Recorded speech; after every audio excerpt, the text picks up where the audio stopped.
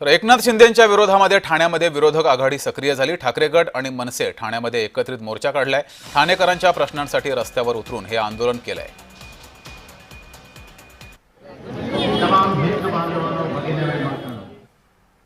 मुंबई महानगरपालिका असू दे किंवा ठाणा महानगरपालिका असू, भ्रष्टाचाराचा कळस झालेला आहे आणि त्या कळसाला कुठेतरी जाब विचारावं लागेल म्हणून ठाण्यापासून सुरुवात झाली आहे। मुंबई महानगरपालिकेमध्ये तर उद्धव साहेब, आमचे आदित्य साहेब तर सारखे यांचे घोटाळे बाहेर काढत असतात, परंतु ठाणे महानगरपालिकेची सुरुवात आजपासून झालेली आहे आणि एक म्हणतात तसा इशारा, सुरुवातीचा इशारा आहे। त्यानंतर काय घडेल ते नंतर त्याला कोण जबाबदार असेल हे ठाणे महानगरपालिकेने ठरवावं।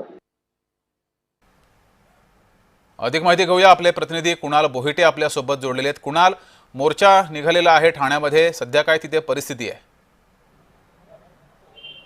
जगदीश, स्थानिक स्वराज्य संस्थेच्या निवडणुकीच्या पार्श्वभूमीवर हा मोठा मोर्चा जो आहे तो ठाकरे गटाचा आणि मनसेचा एकत्रित तर निघालाच होता, मात्र याच्यामध्ये काँग्रेस आणि राष्ट्रवादी शरदचंद्र पवार पक्ष देखील सामील होता। त्यामुळे महाविकास आघाडीच्या खांद्याला खांदा लावून मनसे पहिल्यांदाच रस्त्यावर उतरलेली आहे आणि ज्यावेळेस महापालिकेमध्ये हे संपूर्ण शिष्टमंडळ पोहोचलं त्यावेळेस आयुक्तांच्या भेटीला देखील काँग्रेसचे नेते, काँग्रेसचे जिल्हाध्यक्ष, त्याचप्रमाणे राष्ट्रवादीचे नेते जितेंद्र आव्हाड आणि मनसेचे नेते अविनाश जाधव आणि शिवसेनेचे उद्धव बाळासाहेब ठाकरे पक्षाचे नेते राजन विचारे हे देखील होते। त्यामुळे कुठेतरी एक सूचक जी टीम आहे ती दिसलेली आहे। त्यामुळे महाविकास आघाडी आता आगामी स्थानिक स्वराज्य संस्थेच्या निवडणुकीमध्ये मनसेला एकत्र घेऊन ठाण्यामध्ये लढणार का, असा देखील आता चर्चा ज्या आहेत त्या ठाण्यातल्या राजकीय वर्तुळामध्ये रंगताना पाहायला मिळत आहेत आणि याचमुळे या संपूर्ण मोर्चाची जी चर्चा आहे ती संपूर्ण ठाण्यामध्ये रंगताना पाहायला मिळते। जगदीश,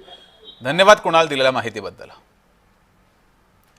तर ठाण्यामध्ये हा मोर्चा आयोजित केला होता, ठाकरे गटाकडून मोर्चा आयोजित केला होता, टीझर रिलीज झाला होता आणि या मोर्चामध्ये पवार गटाचे कार्यकर्ते, पदाधिकारी सोबतच काँग्रेसचे कार्यकर्ते सुद्धा सहभागी झाले होते।